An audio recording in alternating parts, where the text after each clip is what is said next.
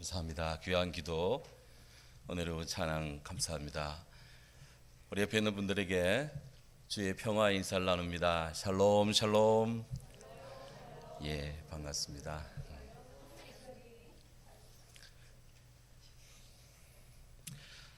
어느새 올해 하지를 맞이했습니다. 1년 중 낮이 가장 길고 밤이 가장 짧은 그런 절기입니다. 태양의 환경이 90도 되는 때이기 때문입니다. 이 하지가 지나면 이 북반구의 땅은 태양으로부터 엄청난 그런 열을 받아서 몹시 무더워지고 우리나라 같은 경우는 장마가 본격화됩니다. 이전 북유럽의 노르웨이, 스웨덴, 이런 아이슬란드 같은 나라에는 하루 종일 해가 지지 않는 소위 백야 현상이 일어나죠. 이 하지를 전후로 해서 농촌에서는 감자를 캡니다. 이때 캐는 감자를 하지 감자라 해서 제일 맛있다고 하는데 우리들 일상생활에서 감자 먹는 재미가 보통이 아닙니다. 그래서 성도님들께서는 이 감자를 주신 하나님께 감사 기도를 드리면서 감자 맛있게들 드시기 바랍니다. 모든 것이 하나님의 은혜이기 때문에 그렇습니다.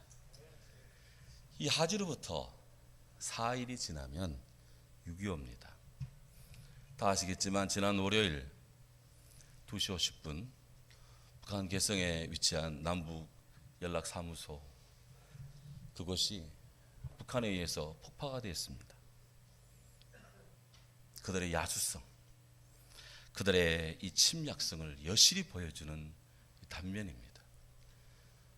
올해로부터 딱 70년 전 그날 1950년 6월 25일 새벽 4시 마오쩌둥 소련의 스탈린 지원을 입은 김일성의 공산군이 새벽 4시에 기습 남침을 했습니다.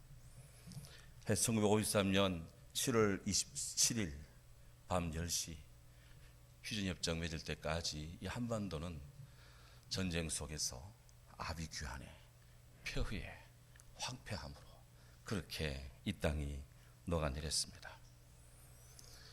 6월의 햇살부터 뜨거운 심정으로 나라를 지키고자 우리 국군, 학도병, 애국시민, 미국을 비롯한 유엔 16개국 참전 용사들이 이 땅의 국민과 또 자유민주주의 또 우리 생명을 지키기 위해서 그들이 몸을 들였고 피와 땀과 눈물로 곳곳의 전선에 그렇게 흘렸습니다.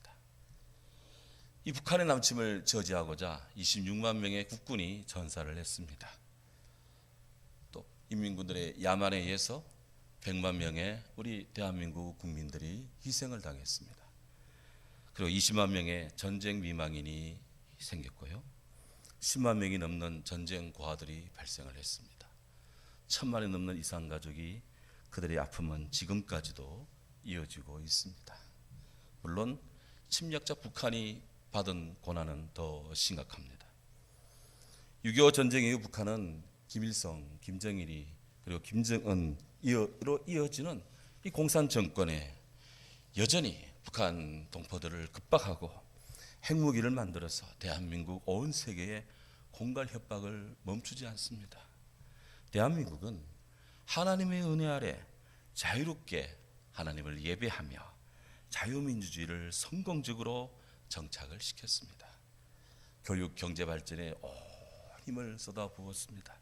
해서 6.25 끝날 때는 세계 최빈국, 세계 최고로 가난한 나라였는데 오늘에 이르러서는 세계 10위권의 GDP가 12단계로 높은 큰 나라로 우리나라가 도약을 했습니다. 물론 최근 몇 년 동안에는 문제가 없지 않은 것은 아닙니다만은 그래도 하나님께 예배하며 기도하는 성도가 눈물을 흘리며 성경의 정신으로 열심히 일을 하고 그렇게 건건절약한 결과 오늘에 이만한 우리는 자유민주주의 그리고 경제적 부흥을 일구었습니다. 여기에 모두 하나님의 은총이 처음부터 끝까지 대한민국 땅 위에 임하시고 계심을 믿습니다. 한 나라의 흥망을 가르는 주요 요인이 무엇일까요? 어떤 나라가 부강하고 어떤 나라가 쇠할까요? 뉴턴의 물리학 법칙을 이 주가 분석에 활용해서 엄청난 돈을 번 그런 로즈 밥슨 이 박사님이 있습니다.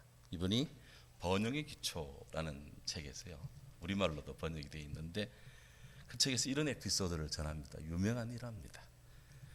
이분이 아르헨티나 대통령의 초청을 받아서 아르헨티나 경제 자문을 좀 부탁해요. 아르헨티나를 방문했습니다. 그때 이제 아르헨티나 대통령이 로즈 밥슨을 만난 자리에서 이제 이렇게 묻습니다. 교수님, 제 마음에 궁금한 것이 하나 있습니다. 우리 남아메리카 대륙 이 남미는 알다시피 철광, 동광, 석탄, 금 등등 이로 말할 수 없는 그런 엄청난 지하 자원 그리고 비옥한 이 농토를 가지고 있는데 왜 이렇게 우리는 저 북미의 경제적 종속이 되어 있을까요? 이렇게 그들이 고민을 이야기합니다. 그러자 로즈 밥슨이 빙긋이 웃으며 아마 그거에 대해서는 대통령께서 더 잘 알고 계실 것 같다고 이렇게 되물었더니 아르헨티나 대통령이 한참 생각하다가 제 생각은 이렇습니다. 남미는 황금을 찾아 나선 엘도라도 황금의 도시를 찾아 나선 스페인 사람들이 정착을 했고 북미는 신앙의 자유를 찾기 위해 청교도들이 그곳에 정착해서 개척을 한 땅입니다. 바로 그것이 두 대륙의 결정적 차이 아닐까요? 그렇습니다. 황금을 찾기 위한 스페인 사람들 포르투갈의 대항해 탐험과 신앙의 자유를 찾기 위해서 그곳으로 간 무리들이 누가 더 처음에 거창했겠습니까? 스페인, 포르투갈이 거창했습니다. 미국은 초라한 곳이었습니다. 하지만 200년이 지난 오늘은 어마어마한 이 부의 격차를 이루고 있습니다. 나라의 모습이 다릅니다. 이 일화는 한 국가의 흥망이 국가를 유지하고 국가를 구성하는 어떤 유형적 조건, 땅이 넓으냐, 지하자원이 많으냐, 석유가 많이 나오느냐, 아니면 무슨 여러 가지 특별한 것이 있느냐, 여기에 있는 것이 아니라 그 나라를 구성하는 사람들의 내적 무형적인 자산의 상태에 좌우된다는 것입니다. 로즈 밥슨의 견해는 분명합니다. 국가의 번영은 돈이나 부유함에 있는 것이 아니다. 국가의 번영은 그 나라 국민들의 지적 영적인 성장에 달려있다. 우리의 내면이 어떻게 어떤 모습으로 계속 발전하고 있느냐, 여기에 그 나라의 흥망이 미래가 달려있다는 거예요. 역사적으로 아시리아, 바빌론, 페르시아, 그리스, 로마, 근대 스페인, 에스파냐의 그 영광의 이면에는 그들이 한창일 때는 열린 정신, 개방적인 정신, 그런 뛰어난 포용력을 가지고 살았지만 그러나 그들이 몰락의 길에는 그들이 부가 모자라서 군사의 수가 모자라서 멸망한 것이 아니다. 그 속에는 영혼의 타락 때문입니다. 영혼의 타락. 이 로즈 밥슨의 국가의 흥망론은 성경에 기초한 것입니다. 사람들은 너나 할 것 없이 인생살이에 자연재해나 혹은 인재 같은 그런 재앙을 만나기를 원치 않습니다. 특별히 요즘 올해같이 코로나19 바이러스가 온 세계를 이렇게 참으로 고통을 주는 이 대재앙을 만나는 경우에는 더더욱 그렇습니다. 이 재앙이라는 것이 무엇일까요? 영어에서 재앙을 뜻하는 여러 단어들이 있는데 그 중에서 대표적인 단어가 disaster라는 단어입니다. D-I-S-A-S-T-E-R 이라는 단어인데요. 이거는 사라진다라는 dis라는 그 전치사에다가 별을 뜻하는 성상체를 뜻하는 에스터라는 단어의 합성어예요. 그러니까 재앙이라는 것은 글자 그대로 한다면 별이 사라지는 것, 이게 재앙입니다. 고대 뱃사람들이 항해를 할 때, 방향을 유지할 때 낮에는 태양의 위치를 보고 밤에는 별의 위치를 보면서 북극성 위치를 보면서 항로를 잡아갑니다. 그런데 구름이 끼거나 폭풍우가 치거나 그렇게 해서 시야가 차단될 때는 방향을 놓칩니다. 그것이 그들에게는 재앙이라는 거예요. 별이 사라지는 것, 방향을 놓치는 것, 목표를 상실하는 것, 그것이 이미 재앙입니다.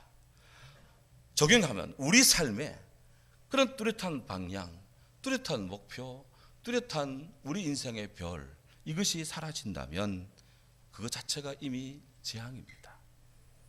뚜렷한 방향성이 없다는 것은 그것은 마치 물 위를 이리저리 밀려다니는 빈병의 그 처량함과 그런 무의미함과 똑같습니다. 코로나로 참 힘든 시간대인데 우리 사랑하는 성도님들, 이 시간대를 지금 어떻게 통과하고 있습니까? 무엇을 기점으로 지금 이 고난의 계곡을 통과하고 있습니까? 여러분들이 지금 바라보고 있는 별은 어떤 것입니까? 사랑하는 인생살이에서 우리가 지금 내 인생을 전부 투사하며 바라보고 있는 목표는 무엇입니까? 오늘 우리들은 예수님과 함께 걷기 22번째, 주께서 가르쳐 주시는 팔복의 8번째 말씀을 묵상을 합니다. 주께서 심령이 가난한 자는 복이 있다. 천국이 그들이 것이기 때문이다. 애통하는 자는 복이 있다. 그들이 위로받을 것이기 때문이고. 아멘. 온유한 자는 복이 있나니 그들이 땅을 기업으로 받을 것이며, 의에 줄이고 목마른 자는 복이 있나니 그들이 배부를 것이며, 긍휼히 여긴 자는 복이 있나니 그들이 긍휼히 여김을 받을 것이며, 마음이 청결한 자는 복이 있나니 그들이 하나님을 볼 것이고, 화평케 한 자는 복이 있나니 그들이 하나님의 아들이라 일컬음 받을 것이고. 오늘 말씀, 의를 위하여 박해를 받는 자는 복이 있나니 천국이 그들의 것입니다. 이 8번째 복이에요. 이어지는 뒤의 말씀, 나로 말미암아 너희를 욕하고 박해하고 거슬려 너희를 반대하여 너희를 핍박하고 악한 말할 때에는 너희들이 복이 있다. 기뻐하고 즐거워하라. 하늘에서 너희 상이 큼이라. 너 이전에 있던 선지자들 다 이런 박해를 받았다.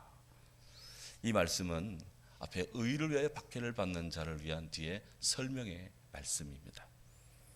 신앙의 세계에서 의를 위하여 박해를 받고 핍박을 받는다는 것은 무엇일까요? 근원적으로 무엇이 의입니까? 무엇이 의로움입니까? 성경은 그리스도 예수가 의라고 말씀합니다. 우리 하나님이 절대 의이십니다. 그러므로 의를 위하여 핍박을 받고 박해를 받는 것은 기본적으로 하나님을 위해서, 예수 그리스도를 믿다가 좋아하지 않는 사람들에 의해서 박해를 받는 것입니다. 하나님 계명을 지키다가 고통을 당하는 것입니다. 우상 숭배를 거절하다가 박해를 받는 것입니다. 예수님 이름 때문에 명예가 실추되고 사회적, 정치적, 경제적 타격을 받는 것, 다 의를 위하여 핍박을 받는 것입니다. 우리나라도 역사 속에 이런 고난을 무지무지하게 받았습니다. 우리 성결교회 교단도 1943년 후반부터 45년 8월 15일 해방될 때까지 교단의 역사가 없습니다. 일본에 의해서 강제로 교단이 폐쇄당해서 그렇게 해서 교회 문이 닫혔습니다. 안동에서 여러 장로님들 또 이렇게 성도들 만나면 우리 교회가 요즘 좀 이렇게 좀 관심이 많이 받는지 사람들한테 자기 작은 아가 저한테 와서 저희 할아버지도 성결교회 교인이었어요. 그런데 지금은 어떻게 그리 가셨죠? 교회가 문을 닫아가지고요. 그래서 말씀하죠. 교회가 문 닫은 것이 아니고 일본 제국주의가 우리 교단을 폐쇄했습니다. 그래서 예배는 드리고 싶은 성도들이 이웃 교회로 갔습니다. 그분들이 참 많이 있습니다. 이게 성결교회입니다. 우리 교단도 의를 위해 박해를 받았습니다. 전남 신안에 있는 문중경 전도사님 순교 기념관 가보신 분 많을 겁니다. 문중경 전도사님을 따르는 신앙의 백성들, CCC 총재이기도 했던 김중원 목사님, 이만신 목사님 등등 하늘의 별처럼 빛나는 많은 목사님들의 그 문중경 전도사님에게 전도를 받고 예수 믿고 하나님 사람이 된 큰 어른들입니다. 그런데 그분이 공산당에게 그렇게 죽창에 찔려 돌아가셨잖아요. 성결교회는 순교하는 교단입니다. 지금도 이 세계 곳곳에 예수 그리스도의 복음 때문에 선교사들이 고통을 받고 있고 그리스도인들이 참으로 추방당하는 그런 현실입니다. 가까운 중국에서도 비일비재하게 일어나고 있습니다. 주목할 점은 예수님께서 팔복을 이야기하시는데 화평의 메시지를 전하신 다음 바로 분위기를 바꾸어서 핍박의 메시지를 전하고 있습니다. 그가 복이 있다고 말씀합니다. 왜 그럴까? 세상에서 화평케 하는 자가 항상 환영받는 것만은 아닙니다. 오늘날에도 마찬가지예요. 평화를 추구하는 것이 쉬운 일이 아닙니다. 의에 줄이거나 긍휼히 이기는 것이 예수님 제자의 표시가 되는 것처럼 예수님 복음을 전하다가 반대에 부딪히고 박해를 받는 것 또한 예수님의 제자가 되는 표식임을 우리 주님이 지금 말씀해 주고 있습니다. 그래서 사도 바울은 디모데후서 3장 12절에서 무릇 그리스도 예수 안에서 경건하게 살고자 하는 자는 박해를 받으리라. 그렇게 주님이 말씀하셨어요. 이름하여서 순교 영성입니다. 초대교회는 네로 황제부터 시작해서 콘스탄티누스 황제에 이르기까지 건 280년, 네로 황제 이전에도 박해는 있었기 때문에 약 280년 동안 로마 정부로부터 공식적 비공식적으로 온 유럽에 있는 교회들이 박해를 받았습니다. 수도 없는 사람들이 순교했고요. 그 아픔은 이루 말할 수가 없습니다. 그렇게 싹튼 것이 순교의 신앙입니다. 스마라 교회에 폴리갑이라고 하는 유명한 교부가 있습니다. 이분이 순교이라는요, 신학대학 교과서에 나오는 이야기예요. 구전에 의하면 이 스마나에 있는 어느 과부가 노예시장에서 안디옥 노예시장에서 폴리갑을 그의 노예로 샀습니다. 근데 이 폴리갑이 너무너무 똑똑한 거예요. 그래서 그녀가 죽을 때쯤 폴리갑을 자유인으로 그렇게 풀어 주었답니다. 근데 폴리갑은 어렸을 때 사도 요한의 가르침을 받는, 성경에 나오는 사도 요한의 직접적인 그런 제자가 있을 정도로 깊은 영적인 사람이었습니다. 이번은 거의 나이 20살 청년 때, 20대 청년 때 스모나 교회 감독이 될 정도로 역량 있는 그런 청년이었습니다. 그런 그가 86년 거의 나이 86세 때 86세 그가 순교했습니다. 이분이 순교이라는 기독교의 고전이고 순교의 정형입니다. 로마 황제 당시 황제는 마르쿠스 아우렐리우스입니다. 우리에게 명상록으로 잘 알려진 이분. 근데 기독교인에게는 이분은 철저한 박해자입니다. 처음에는 그는 기독교에 대해 우호적이었어요. 하지만 그의 근신들이, 그의 가까이 있는 참모들이 기독교에 대해서 굉장히 적대적이었습니다. 그래서 그들의 영향을 받아서 기독교인들을 박해하기를 시작을 했습니다. 마르쿠스 아울레스 황제로 명에 의한 박해는 참혹했습니다. 기독교인들이 채찍에 맞아서 온몸이 찢겨져 나가고 속살이 드러나고 창자가 심지어는 배 밖으로까지 튀어나온 일이 다반수였습니다. 그런 후 그렇게 초죽음이 된 그들을 조개껍데기 위에 그렇게 눕히거나 아니면 땅에 창을 거꾸로 박아놓고 그 위에다가 사람을 올려놓습니다. 온갖 종류의 고문을 다 가합니다. 그렇게 해서 고통을 가한 다음 살아온 짐승의 밥으로 던져지는 거예요. 이런 로마의 칼끝이 스모나 교회 감독이었던 폴리갑에게도 향했습니다. 복음의 야만 자들은, 핍박자들은 소리를 지릅니다. 악인을 제거하라, 폴리갑을 제거하라. 하나님의 사랑 폴리갑이 악인이라고 동일화시키면서 죽이라고 소리를 지릅니다. 폴리갑은 조금도 동의하지 않습니다. 그는 늘 그가 하던 대로 거의 다락방에서 몇몇의 성도와 또 혼자 조용히 세계 모든 교회와 또 주의 성도들, 그들을 위해서 기도합니다. 폴리갑이 체포되기 사흘 전 기도 중에 깜빡 자는 잠이 들었는데 꿈에 그가 베고 있는 베개에 불이 붙는 비전이 보였습니다. 아마도 자기가 화형을 당할 것이라는 그런 주의 뜻을로 받아들입니다. 하지만 폴리갑은 피난 가지 않습니다.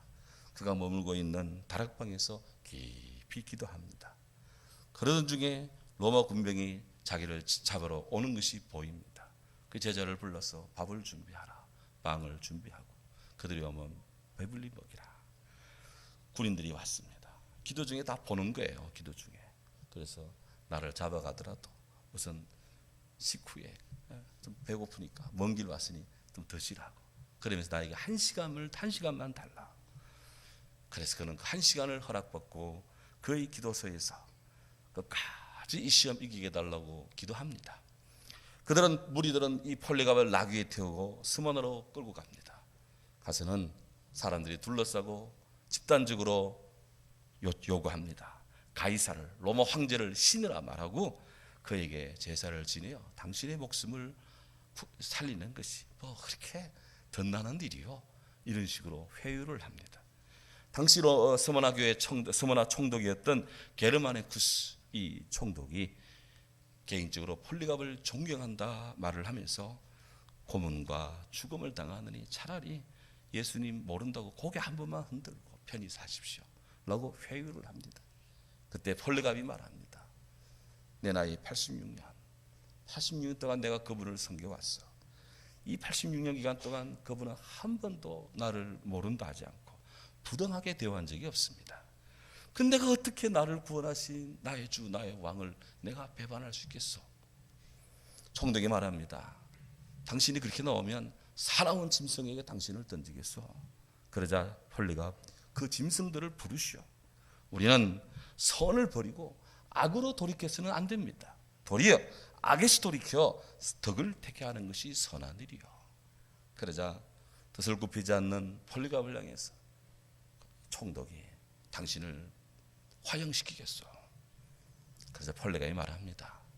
당신은 잠시 타오르다가 곧 꺼져버릴 불로 나를 위협을 하는데, 하지만 장차 임할 하나님의 심판과 악인을 위해 예비된 영원한 형벌이 있다는 것을 기억하시오.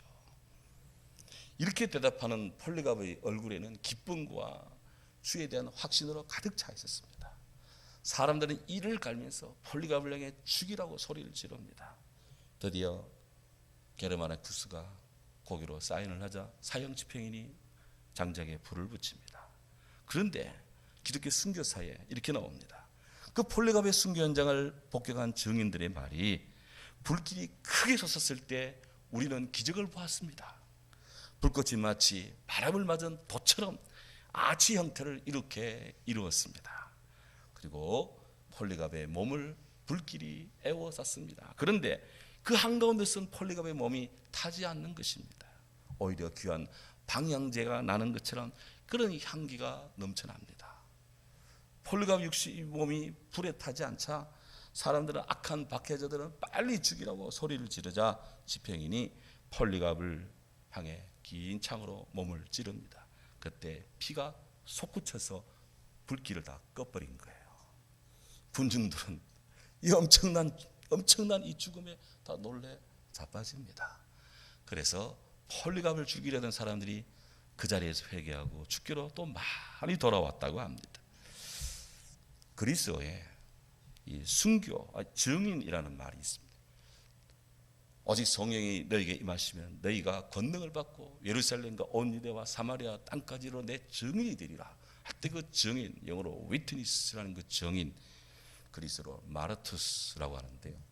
이 마르투스라는 말에서 순교라고 하는 순교자라고 하는 마터돔이라고 하는 영어 단어가 거기서 나왔어요. 증인에서 순교가 나왔던 것입니다. 초대교회 그리스도인들은 예수님을 증거하는 최고의 증거를 순교로 여겼습니다. 진정한 그리스도의 제자, 그리스도를 본받는 자, 하나님의 운동선수, 신앙의 수호자, 사탄과의 투쟁자, 신앙의 오고자, 그리스도인의 진정한 승리자, 이렇게 순교자들을 칭송을 했습니다. 누군가가 핍박을 받아 순교한다, 사형병을 받는다 라는 소식을 들으면 사람들이 일부러 감옥에 면회를 갑니다. 순교자는 예수 그리스도의 피로 세례받는 것으로 생각해서 죄를 사하는 영험이 있다 하고 그 순교자한테 가서 내 죄를 용서해달라고 기도 부탁을 드렸다고 합니다. 뿐만 아니에요. 초대교회 성도들은 순교하는 것을 신자의 특권이라 믿었습니다. 그래서 일부러 로마 총독을 찾아가서 내가 그리스도인이 나를 빨리 죽여라, 이렇게 소위 말하는 자발적 순교자도 넘쳐났다고 하는 겁니다. 초대교회 교부들의 고민 중에 하나가 그런 자발적 순교자를 만류하고 말리는 것이었어요. 왜? 비록 그것이 자발적 순교라 한다 하더라도 자기가 자기 몸을 죽음으로 내모는 것은 자살이고 하나님이 기뻐하지 않는 것이라고 그렇게 성경으로 보았기 때문입니다. 그래서 초대교회 그리스도인들은 예수님 가르치신 대로 진정 그리스도인으로 그리스도인답게 그리스도의 제자로 제대로 살며 경건하게 살고자 하다가 핍박받는 것을 무한한 영광이요 기쁨이요 가문의 자랑으로 그렇게 여겼다는 거예요. 이것이 초대교회입니다. 이런 영성의 강물이 기독교 2000년 역사 속에 내려옵니다. 그래서 초대교회 터툴리안이라고 하는 교부는 교회는 순교라고 하는 터전 위에 서 있고 교회의 부흥의 교회의 성장의 미끄럼은 순교의 피다, 이렇게 이야기를 했어요. 이분들에 비해서 오늘 우리들의 신앙은 어떻습니까? 터전 목사님, 나는 진짜인가 가짜인가? 라는 책에서 이렇게 이야기를 합니다. 오늘날 우리 그리스도인들이 얼마나 겁쟁이가 되어버렸는가. 예수님 십자가에 못 박혀 돌아가셨고, 야고보는 칼로 죽임을 당했고, 사도 바울은 목이 잘렸고, 요한을 제외한 모든 사도들이 순교했고, 결국 요한도 반모섬에 그렇게 수감되고 유배되지 않았느냐. 교회의 역사는 냉대와 순교와 핍박의 역사가 아닌가. 그런데 그리스도인이라고 하는 우리들이 이런 교회의 역사를 뻔히 알면서도 사람의 따돌림을 두려워하는가. 축구 경기하다 보면 이를 다칠 수도 있고 다리를 삘 수도 있고, 전장에 나면 참전하여 전사할 수도 있고 부상당할 수도 있고. 그런데 우리 그리스도인들이 그리스도인으로서 십자가를 지고 남들과 다르게 살라는 그런 말에 너무나 큰 시험이 들고, 왜 나에게 이런 시험이 하면서 불쌍하고 좀 처량한 모습으로 나 좀 어떻게 안 되겠냐고 이렇게 애원하는 눈빛을 보여주는 것, 이것이 과연 초대교회 이 그리스도의 신앙의 강물 앞에 우리가 온전한 모습인가? 이 설교를 하고 있는 저도 부끄럽고 찔립니다. 예수님께서는 의의 복음을 위해서 핍박받는 자들이 받는 보상을 심령이 가난한 자들이 받는 보상과 같다고 말씀합니다. 천국이 저희 것이라. 하나 더 붙여서 기뻐하고 즐거워하라. 하늘에서 여러분들의 상이 큽니다. 선지자들이 다 그렇게 박해를 받았기 때문입니다. 예수님이 말씀했어요. 복음을 위해서 믿음으로 살고 복음을 위해 믿음으로 죽고 하는 이런 자들은 세상에 감당하지 못하는 자들이라고 그렇게 히브리서는 이야기를 합니다. 이 엄청난 굳센 신앙의 그런 영성이 오늘 우리 교회의 밑거름이 되고 교회의 기둥이 되고 저항할 수 없는 하나님의 은혜의 강물로 이 역사 속에 흐르고 있습니다. 우리 대한민국이 이만큼 부흥하는 것도 수도 없는 기독교인들이 흘린 피가 대한민국 온 땅에 적셔져 있다. 그 덕에 이만큼 되는 거예요. 사랑하는 성도 여러분, 우리 교회가 1953년 10월 23일 여기 세워졌는데 휴전 직후 석 달 뒤입니다. 그때 이곳이 우리 원상론의 말씀에 따르면 이곳이 폭격에 의해서 여기가 폐허가 된 움푹 파인 곳입니다. 비만 오면 여기에 물이 고여서 늪지대가 되는 곳입니다. 안동시 한복판에 이곳을 이승호 목사님과 그 전도대가 여기 와서 복음을 전할 때 여기에 복음을 전하자. 안동에 이 폭탄으로 6.25로 폐허가 된 이 땅에 공산주의를 이기고 복음으로 이 땅을 꽃피우기 위해서는 여기에 교회가 필요하다 해서 이곳에 흙을 미우고 교회를 세웠습니다. 약간 집안이 좀 튼튼하지 못할 수도 있기 때문에 기둥을 엄청나게 공거리를 세게 쳤습니다.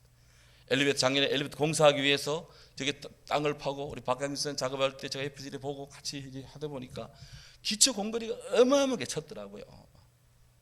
전방에 토치가보다 더 세게 쳐놨더라고요. 그래서 얼마나 감사한지. 어쨌든 우리들의 신앙이 굳게 세야 될 것입니다. 바르게 세야 될 것입니다. 온전히 세야 될 것입니다. 예수님 안에 세야 될 것입니다. 주 안에 세야 될 것입니다. 믿음의 주요 온전케 하시는 예수님 바라봅시다. 우리는 하나님의 전신갑주로 무장해야 될 것입니다. 악한 날에 우리가 능히 마귀를 대적하고 모든 일을 행한 후에 서기 위함입니다.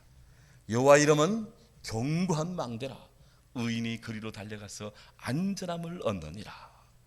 대한민국의 진정한 안전한 처소는 대피소에 앞서서 우리 하나님입니다. 우리는 하나님께로 달려가야 됩니다.